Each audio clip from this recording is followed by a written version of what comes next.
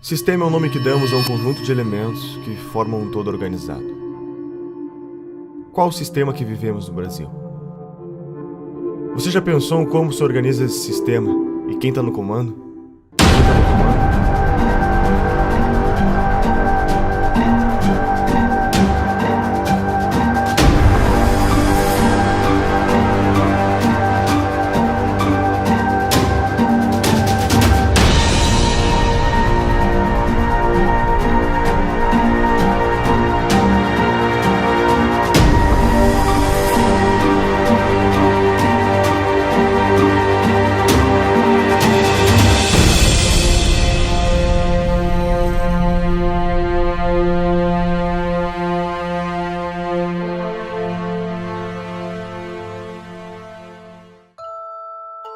Será que o que vivemos hoje é apenas uma grande farsa, onde a cada 4 anos temos que escolher sempre entre 2 lados da mesma moeda?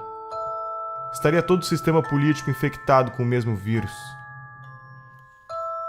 A história da nova democracia brasileira se confunde com o crescimento dessas ideologias de esquerda, pois os mesmos protagonistas que pautavam por esses ideais foram os que fundaram a nossa Constituição de 88, e são hoje os que estão à frente dos grandes partidos políticos no Brasil. Poder é fazer com que você seja obedecido, exercer sua autoridade por meio da influência ou da força. Existem 3 formas de exercer o poder em uma sociedade: o poder político-militar, o poder econômico e o poder intelectual. O que Marx propunha? O que os marxistas? Qual é o sonho dourado do marxista? Não é que não haja dominação, é inverter a classe dominante e a classe dominada. E para isso é preciso tomar o Estado por dentro. Espero que não tenha passado do point of no return, do estado de coisas além do qual é impossível voltar. Quando mais de 50% da população depende, inclusive economicamente, do Estado, quem votará para reduzir o Estado? Quando o Estado alcança um determinado ponto de grandeza, de tamanho, de custo, começa a se tornar inviável trazê-lo de volta a um tamanho razoável. E é por isso a força também da esquerda por um Estado cada vez maior, ainda que isso seja sustentável. Após a morte de Stalin, principalmente nos partidos comunistas em países democráticos, apostaram que a revolução se daria pela tomada dos espaços nos meios de propagação da mensagem, ou seja, pela conquista do poder intelectual. Conforme Gramsci, todos devem ser socialistas sem que se deem conta. Para se conquistar o poder, deve-se primeiramente conquistar as mentes e os corações das pessoas.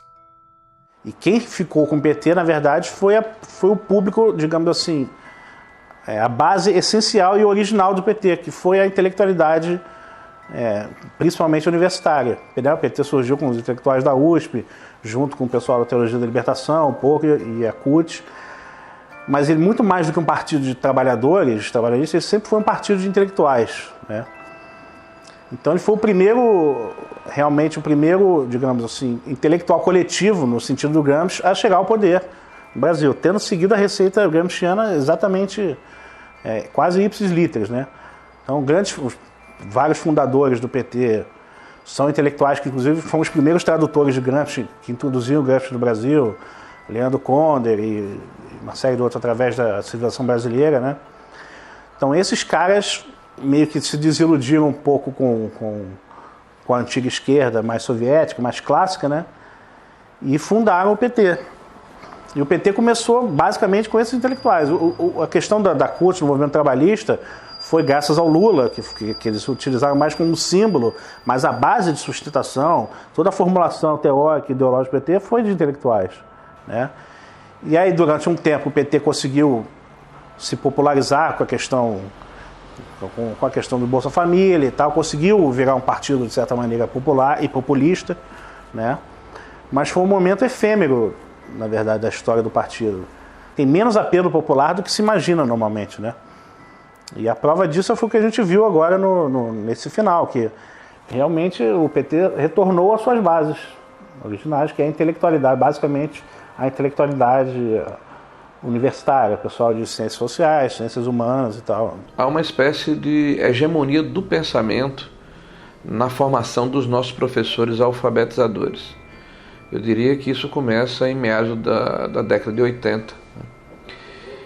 E essa formação ela está no cerne do desequilíbrio educacional brasileiro. Os professores são formados nas universidades para aprenderem quem é Paulo Freire, quem é Emília Ferreira, quem é Marx, quem é Lenin, mas não tem a percepção do que é metodologia de ensino com evidência científica, como ocorre no mundo inteiro. Isso não é por acaso. E a tese tanto do Gramsci como os componentes da Escola de Frankfurt e da guerra de posição. Então, as nossas universidades estão majoritariamente dominadas pelo pensamento de esquerda, e é lá que são formados os professores, é lá que é avalizado o livro escolar que vai para as escolas de todo o país. Introduziram o tal do socioconstrutivismo, que hoje sabe que o socioconstrutivismo não apenas imbeciliza a pessoa, mas cria até lesão cerebral.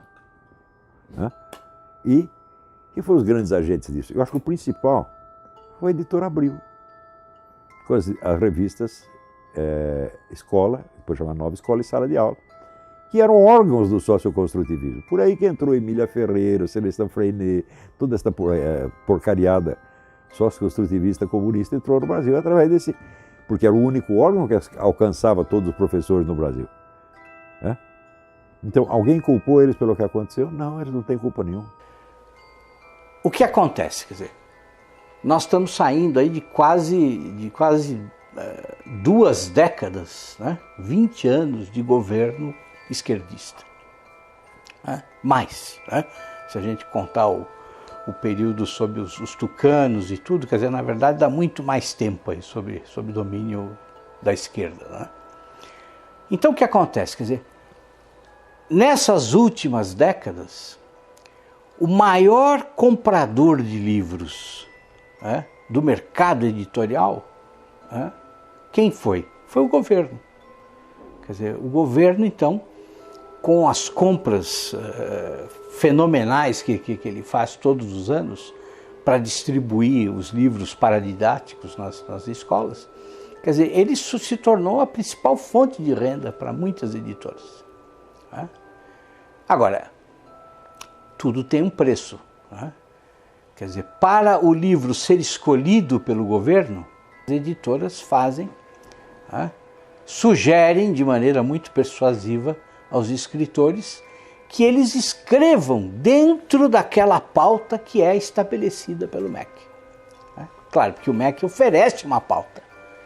Ele diz assim, olha, o livro para ser comprado precisa seguir este critério, e são critérios ideológicos. Você tem o gramscianismo aplicado ao mercado editorial muito semelhante ao mercado jornalístico, aos jornais, às revistas. O mesmo tipo de influência, de hegemonia. Você tem no mercado editorial 50 anos, pelo menos, de hegemonia da esquerda no mercado editorial. Isso significa que livros liberais, conservadores, são violentas exceções. Em 2008, a revista Veja publicou uma pesquisa que foi realizada pelo Instituto Census, que comprovou tudo aquilo que a gente já sabia, que, de fato, as escolas, as universidades estão sendo usadas para fins políticos, de propaganda política e partidária. Essa pesquisa do Instituto Census, ela mostrou que 80% dos professores reconhecem que o seu discurso em sala de aula é politicamente engajado. Isso é um número impressionante e que corroborou uma pesquisa feita em 2004 pela Unesco. Então, os dados dessas duas pesquisas são convergentes e mostram que para 78% dos professores brasileiros na educação básica, a principal missão da escola é formar cidadãos. E para apenas 8% é transmitir conhecimento, transmitir as matérias aos estudantes. Essa pesquisa, tanto do Instituto Census como da Unesco, comprovaram essa percepção generalizada que existe de que, efetivamente, as escolas estão sendo usadas para fins de propaganda política, de doutrinação e propaganda política e partidária. Professor de filosofia, concursado. O professor não pode agir em sala de aula como um militante. Ele é um servidor público, ele é um agente do Estado. Dia 22, a gente integra a paralisação do dia 22 de greve geral. E o Estado, de acordo com a Constituição Federal, o Estado brasileiro, ele é politicamente neutro. Existe a Constituição, prevê o princípio da neutralidade política, ideológica e religiosa do Estado. Então não cabe ao professor, no exercício das suas funções, fazer propaganda de partido político, por exemplo. E muito menos, ou também não lhe cabe, mobilizar os seus alunos, manobrar os seus alunos para que eles participem de um ato político, de uma manifestação a favor ou contra uma determinada corrente que disputa o poder na sociedade. Isso é ilegal, também por força da Constituição. Dos professores que estão formando nossos alunos, 86% veem Che Guevara de forma positiva e 65% veem Lênin de forma positiva. Que cidadãos são esses que estamos formando? Nós estamos vivendo um momento muito difícil na educação brasileira. Agora, com a Base Nacional Curricular Comum, eu particularmente estou assustado com os documentos que foram publicados pelo MEC. O primeiro documento era um panfleto doutrinário e um atraso pedagógico. O segundo é um panfleto doutrinário e um atraso pedagógico um pouco menor. Me parece que é um bode na sala, né? Se criar dificuldade para se gerar facilidade. O ministro alega que vai filtrar esse processo, que vai submeter ao Conselho Nacional de Educação, mas eu não posso acreditar num conselho que está completamente aparelhado, né, que com raras exceções é formado por ativistas políticos de esquerda. Então a hegemonia política, ela inclusive agride a Constituição brasileira, que fala da pluralidade.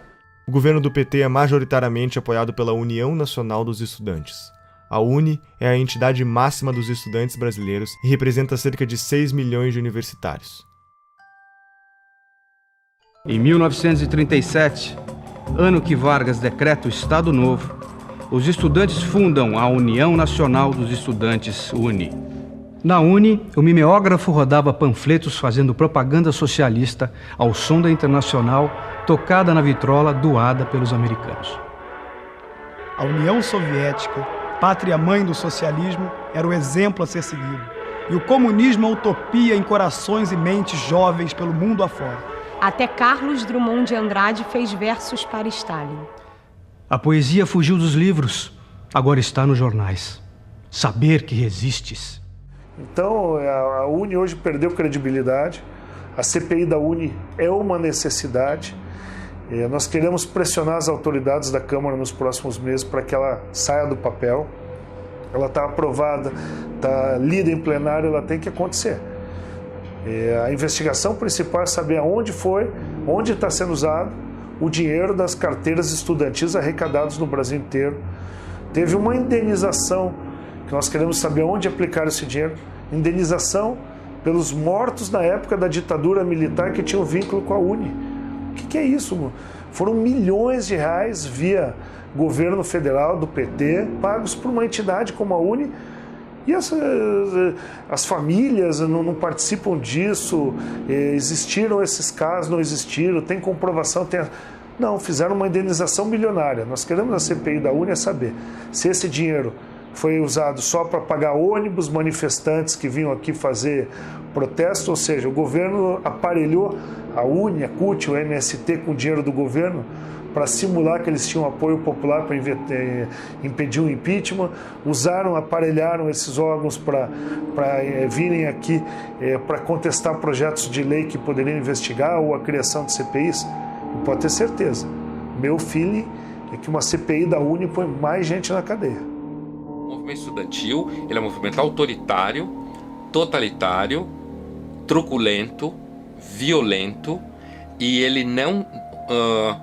Eu cheguei a escrever isso outro dia numa coluna na Folha. Você encontra mais debate em igreja evangélica do que na universidade. A universidade não tem nenhuma liberdade de debate.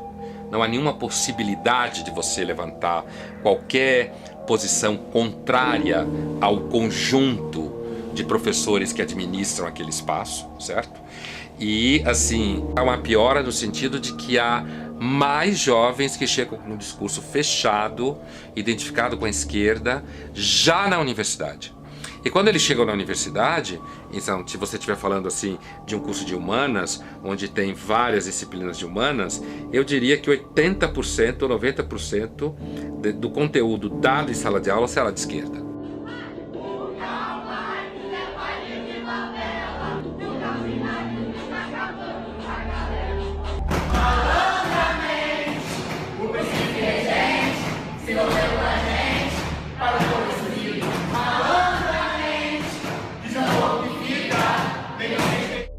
Tomar o Estado por dentro significa mudar a lógica de funcionamento, por exemplo, do Ministério da Educação.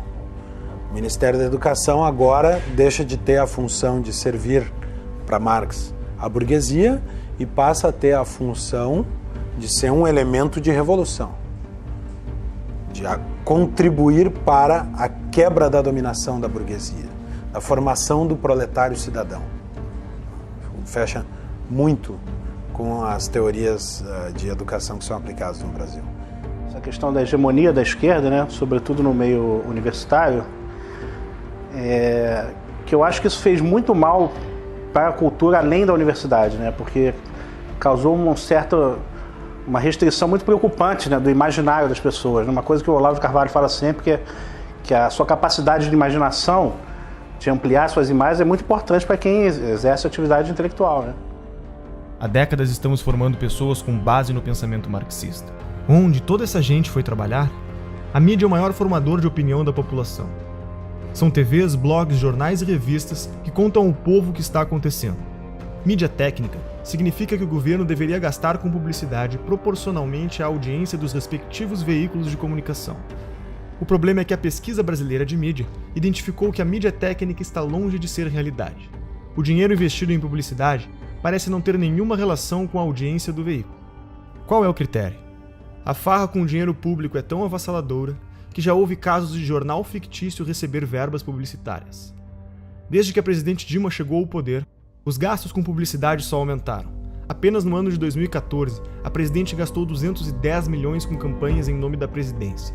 O ex-editor da Isto É Brasília revelou que o banqueiro Daniel Dantas, que acabaria sendo preso em escândalos de corrupção, quando estava com sua imagem em risco, acionou um dos seus contatos na mídia, Leonardo Atushi, jornalista da Isto É, para publicar matérias que defendessem seus interesses na mídia.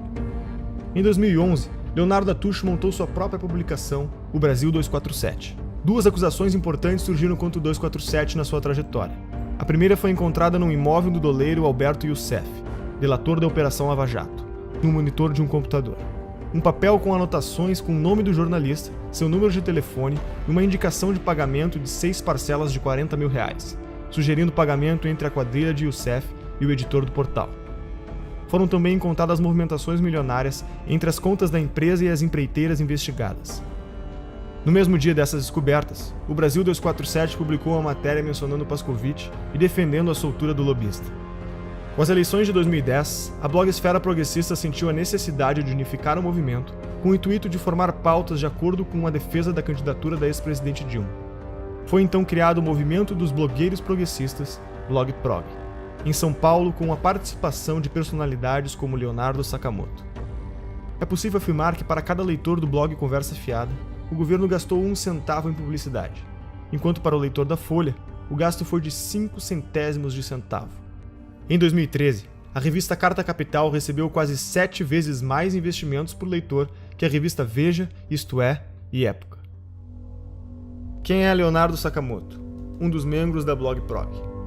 Sakamoto é um blogueiro militante que faz parte dos 54 replicadores da Agência Pública, uma organização que determina pautas para portais como a Carta Capital, Catraca Livre, Brasil Post, Sul 21 e muitos outros portais de notícias. Sakamoto recebeu da deputada Maria do Rosário do PT a autorização de repasse de R$546 mil às suas militâncias.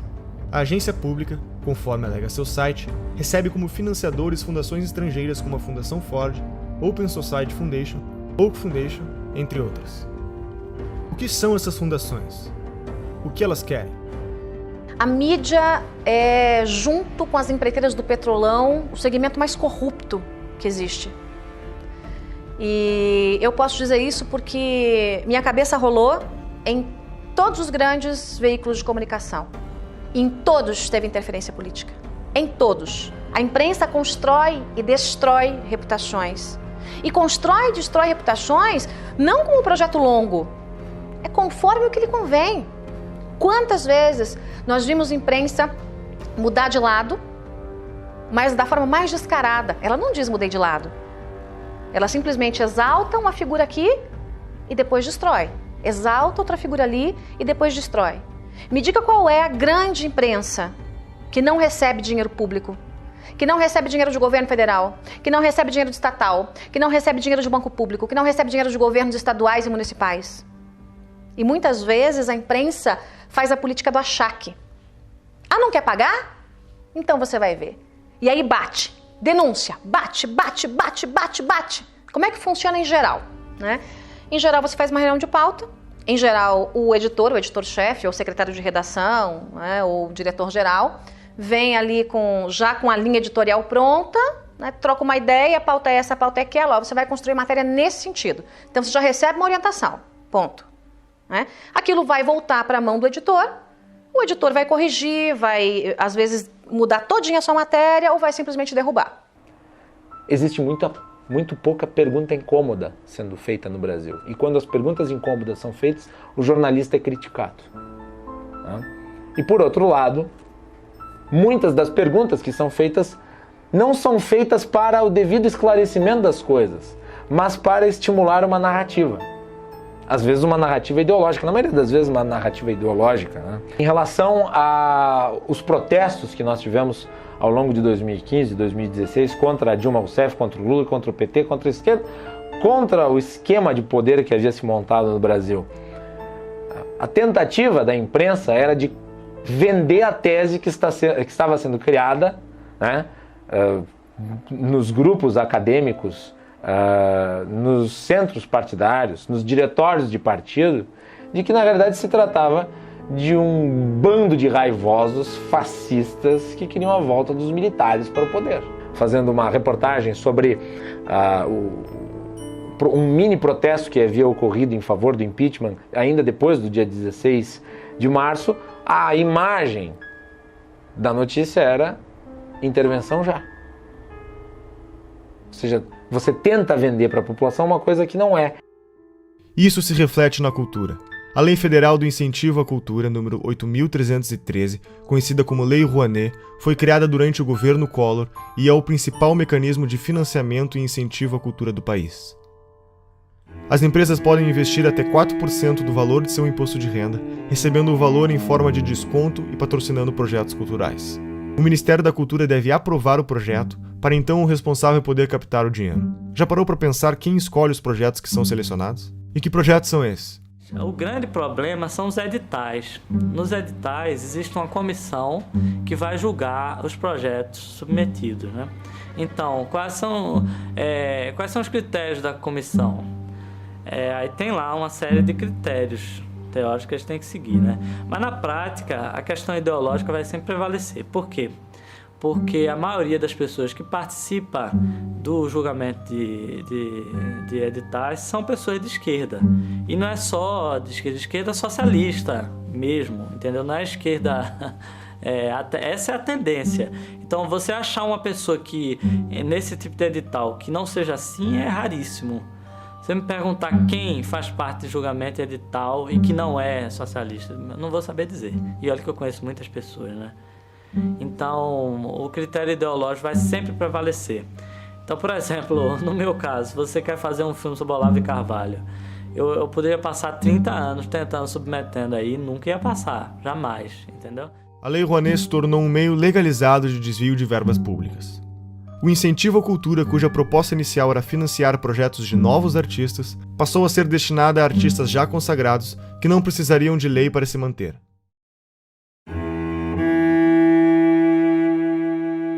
Foi justamente na gestão do Gil que começou essa deformidade da Lei Rouanet. A Lei Rouanet já existia, mas essa coisa de beneficiar artista consagrado, artista tipo Ivete Sangalo, pessoas já com nome, já com anos de carreira, isso foi na gestão do Gil.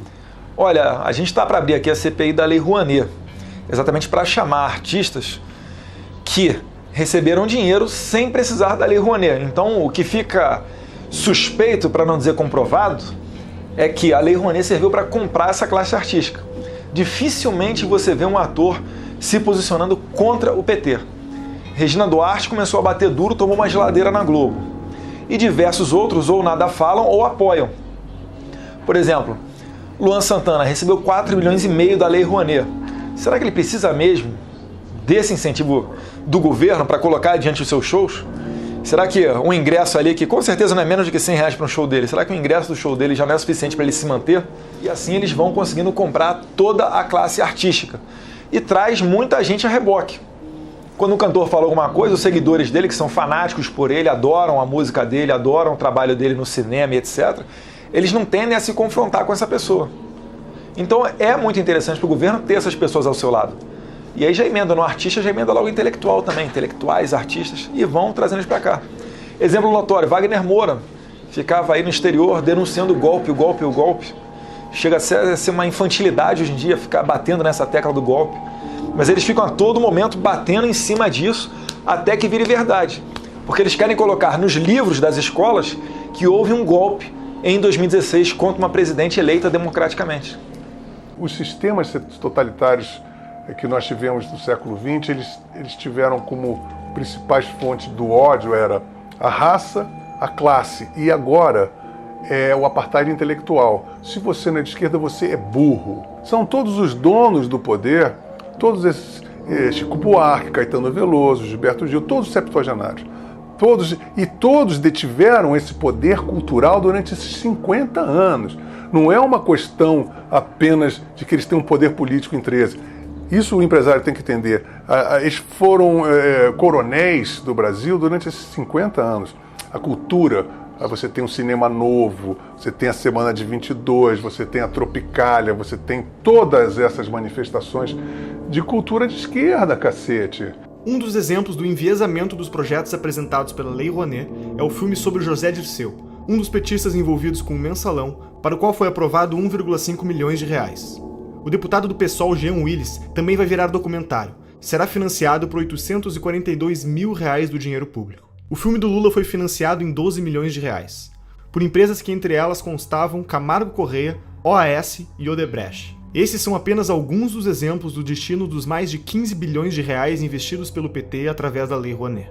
Na prática, o que vemos é que o dinheiro segue a ideologia. Na 10ª Mostra do Cinema e Direitos Humanos, o conteúdo deveria ser relacionado com um dos seguintes temas: população LGBT, população negra, população em situação de rua, combate à tortura, enfrentamento da homofobia, mulheres, participação política, direitos humanos e outras minorias. A maior parte do dinheiro vem das estatais. A Petrobras gastou mais de 400 milhões de reais na última década para aprovar projetos como o Projeto Pai e Filho, que conta a história de um homem aprisionado e oprimido pelo poder do pai que procura enfrentá-lo para quebrar a hierarquia da família. Já o Projeto Joelma conta a história da inadequação da mulher nascida no corpo de um homem, rompendo aspectos da sexualidade e do gênero. O rapper MC Guimê, que fatura mais de 300 mil reais por mês, teve autorização de captar via Lei Rouanet mais de 500 mil reais para a produção de um DVD. Luan Santana conseguiu aporte de 4,1 milhões de reais para cobrir sua turnê e Cláudia Leite aprovou a captação de 6 milhões de reais para fazer shows no litoral norte do Brasil.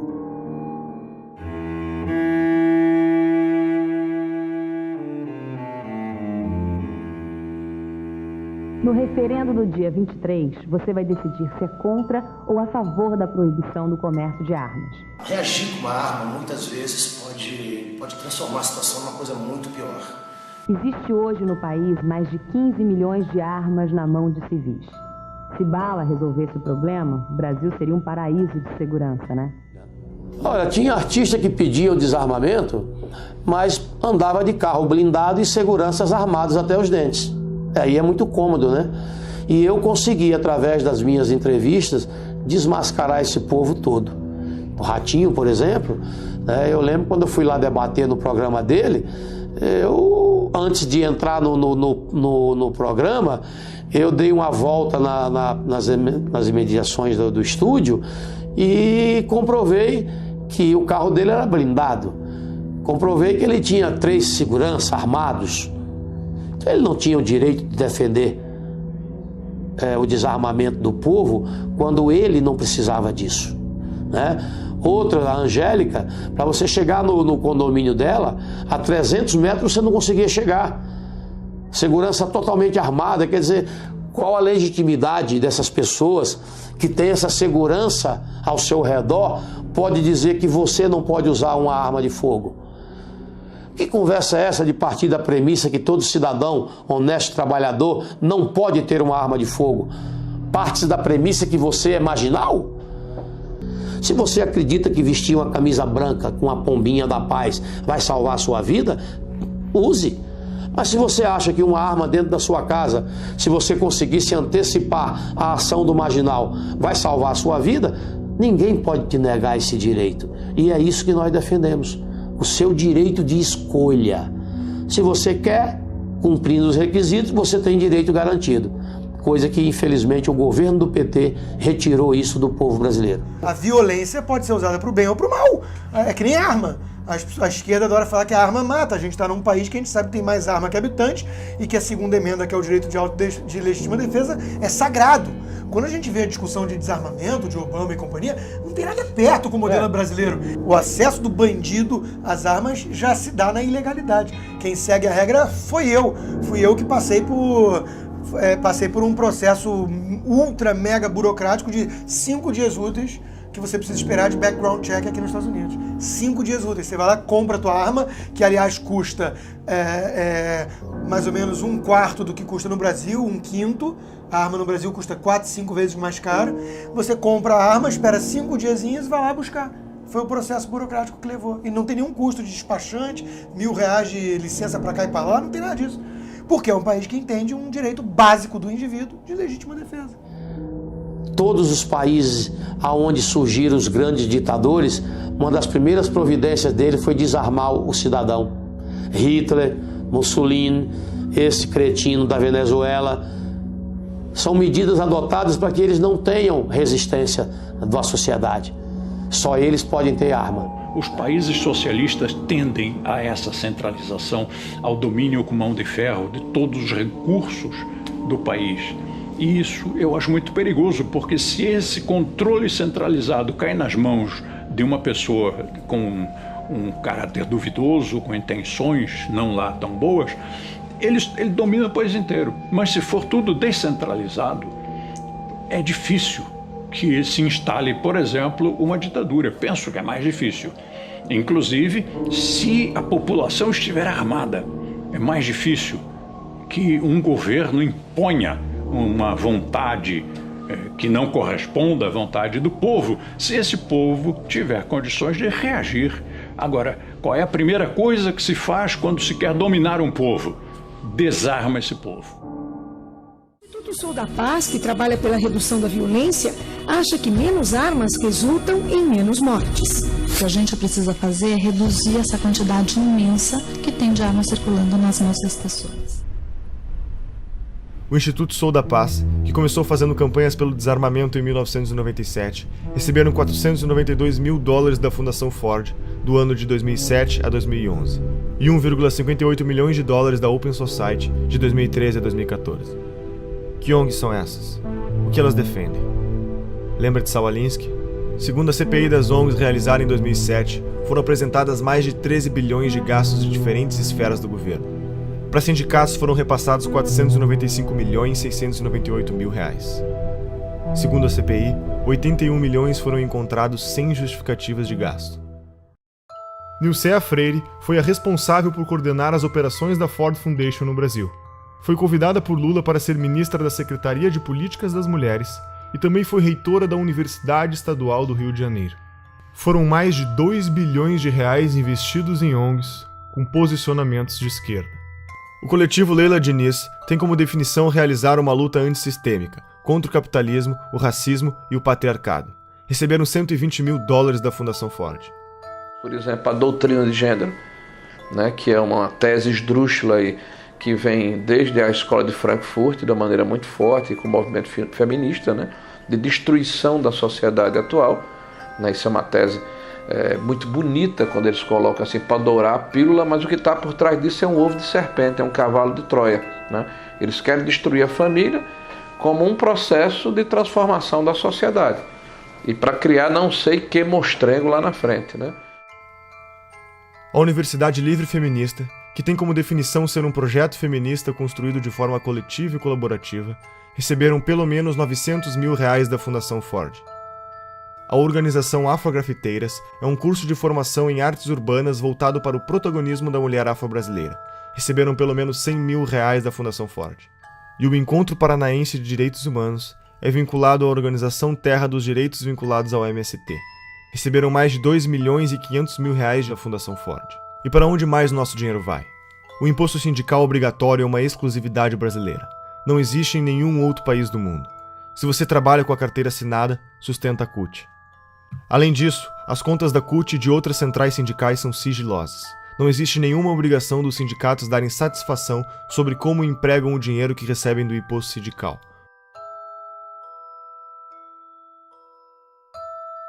O que essas fundações querem com esse investimento? Quem está por trás desse dinheiro? Um dos principais financiadores é um dos homens mais ricos do mundo, George Soros, formado na London School of Economics, universidade fundada pela Sociedade Fabiana. Soros é conhecido como o homem que quebrou a Inglaterra ao lucrar $1 bilhão em apenas um dia apostando contra a moeda britânica. Já foi presidente do CFR, o mais poderoso think tank americano considerado uma antessala da Casa Branca. Atua em organismos internacionais, foi um dos maiores doadores da campanha de Barack Obama, luta pela libertação das drogas e dá dinheiro para revoltas e revoluções nos 4 cantos do mundo, mudando toda a mentalidade dos jornalistas e estudantes para o politicamente correto. Quais são os objetivos de George Soros? Capitalista não necessariamente seja alguém que defende o capitalismo. O cara só vive no capitalismo. Por exemplo, é como você dizer que, sei lá, Cuba é um país socialista. Não quer dizer que qualquer cubano é um socialista. Vive no socialismo. Mas não quer dizer que ele defenda. Grandes movimentos, como Occupy Wall Street, são financiados por gente como, por exemplo, a Fundação Bilderberg, Fundação Ford, George Soros, que eu comentei num podcast recente no meu site. Porque essas pessoas são o que a gente chama de metacapitalista, ou seja, alguém que funciona como capitalista sem ser, de fato. George Soros é um hiperinvestidor, um cara que entende tudo do mercado. Por isso que até é uma bobagem que muita gente faz, tentar ficar ensinando leis de mercado achando que vai ir contra alguém. Esses caras entendem mais de lei de mercado do que todos os liberais juntos. Eles são o mercado. Agora, ele não acredita naquele negócio, ele quer poder. E eles não pensam de uma maneira individual, ou seja, eles não pensam como indivíduo, tipo, eu quero ter poder para mim. Ele está construindo um projeto de poder ali, para, às vezes, daqui a 100, 200 anos. Essas fundações são assim. Rockefeller em qual geração? Nem sei mais qual. Eles começaram lá atrás. Vivemos em um capitalismo debilitado, sufocado pelo governo, chamado em inglês de crony capitalism. O governo regula diversos mercados. Agências reguladoras como a Anatel não deixam você ter escolha no mercado de telefonia. E a Ancine define uma cota de conteúdo nacional nos cinemas e nos canais de TV por assinatura. 11 milhões de pessoas trabalham para o governo brasileiro. Eles são pagos com o dinheiro da arrecadação de impostos. Todos esses funcionários têm salários vitalícios e não podem ser demitidos sem justa causa. Os nossos 513 deputados federais podem ter até 25 assessores. Contam com auxílio moradia, 14º, 15º salário e cotas de gastos parlamentares, que englobaram o auxílio paletó, uma ajuda de custo para comprar ternos que em 4 anos gastou 252 milhões de reais. E outros 600 mil cargos de confiança do governo. Esse mecanismo abre brechas para a corrupção ao criar um mercado de cargos, usado como moeda política em negociações de alianças partidárias. 1/4 dos funcionários em cargos de confiança eram filiados a um partido, e 80% deles era do PT. Todos os ministros do STF têm direito a motorista particular, o que não ocorre, por exemplo, na Suprema Corte Americana. Segundo o Portal da Transparência, só em São Paulo há 311 motoristas à disposição dos juízes. A Câmara Municipal tem 26 motoristas, 13 garçons, 7 auxiliares de cozinha, auxiliares de serviços odontológicos exclusivos, cirurgiões, dentistas, oftalmologistas, lubrificadores de veículos e vidraceiros. Isso são alguns exemplos de quem compõe o Estado brasileiro. Como resultado disso, grande parte da população tem como meta fazer parte do Estado passando em concursos públicos. Os gastos do governo federal, estaduais e municipais com o funcionalismo público somam 12% do PIB, totalizam 255,3 bilhões do dinheiro do povo em 2015. Tudo isso para serviços com índices de insatisfação elevado no Brasil. Nos últimos 13 meses, nossos governantes gastaram 544 bilhões a mais do que arrecadamos, 10% do PIB brasileiro. As maiores empresas estatais como a Petrobras, Caixa Econômica Federal e tantas outras apresentam um prejuízo de 60 bilhões e escândalos de corrupção como o Petrolão, o escândalo dos Correios e outros tantos golpes citados pela Operação Lava Jato e pela história do Brasil. Acho que hoje em dia não resta a menor dúvida que a gente está numa atmosfera totalmente comunista.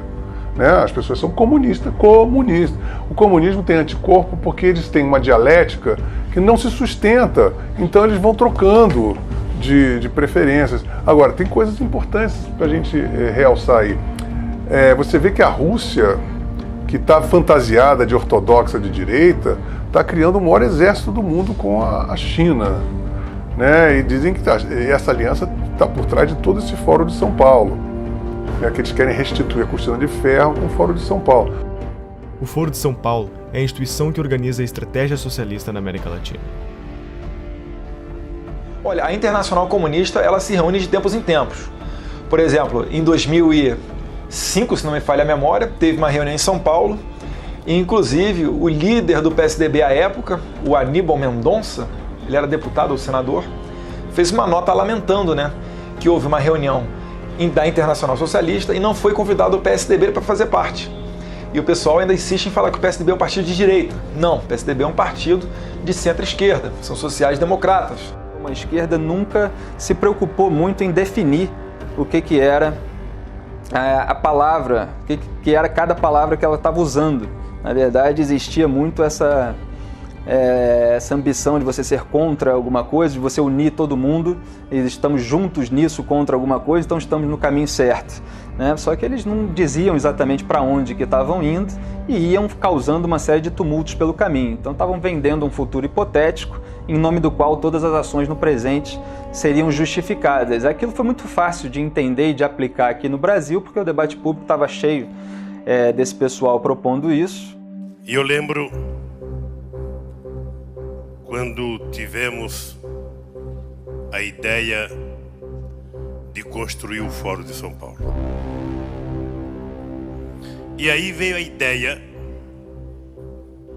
conversando com os companheiros cubanos no primeiro momento, de fazermos uma reunião da esquerda latino-americana. Tanto que muitos latinos-americanos conhecem Paulo Freire, e ele dizia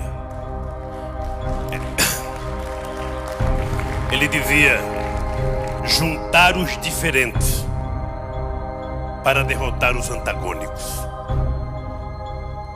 E nós,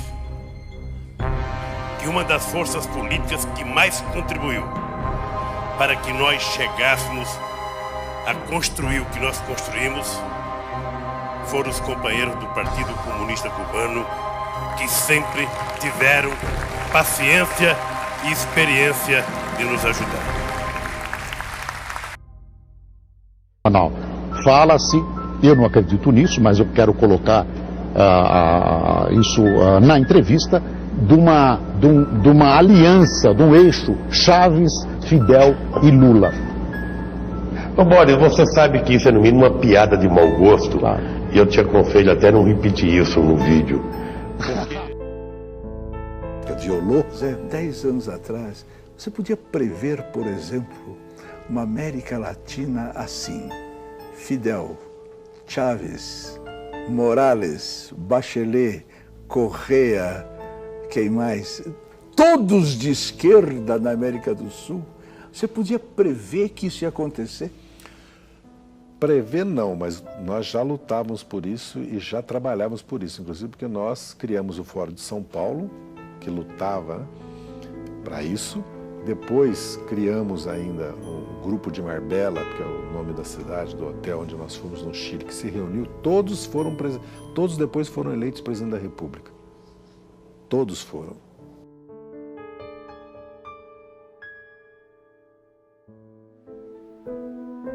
Tudo custou muito caro para o Brasil.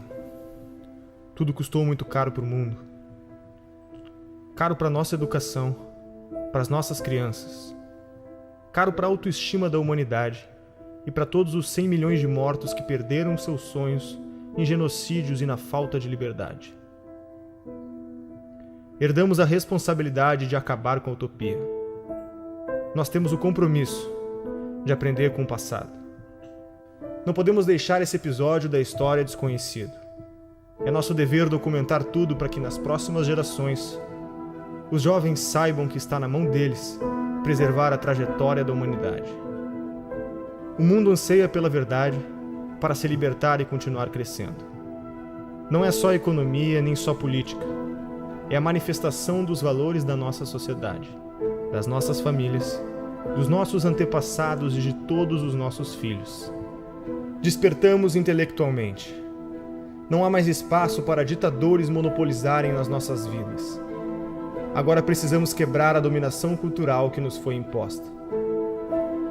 Durante 16 anos, os jornais, canais de TV e estações de rádio do Brasil se recusaram a noticiar a existência e as atividades do Foro de São Paulo.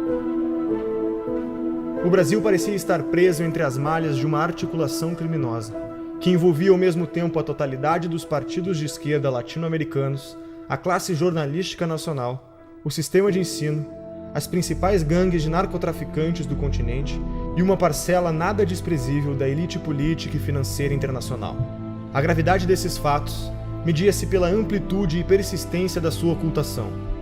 Crescendo em segredo, o Foro de São Paulo tornou-se o motor principal das transformações históricas no continente, enquanto a ignorância geral fazia com que os debates públicos e a vida cultural se afastassem da realidade, se transformando em uma engenharia de alienação, fortalecendo ainda mais o crescimento de um esquema de poder que se alimentava da sua própria invisibilidade. A queda vertiginosa do nível de consciência pública nessas condições era inevitável. Um dos aspectos mais perigosos da situação é a facilidade com que os culpados se desvencilham de qualquer tentativa de denúncia, qualificando-a de teoria da conspiração. Mas quem falou em conspiração? O que vemos é uma gigantesca movimentação de recursos, de poderes, de organizações, de correntes históricas, tudo documentado. É o inimigo onipresente e invisível, sonhado por Antônio Gramsci.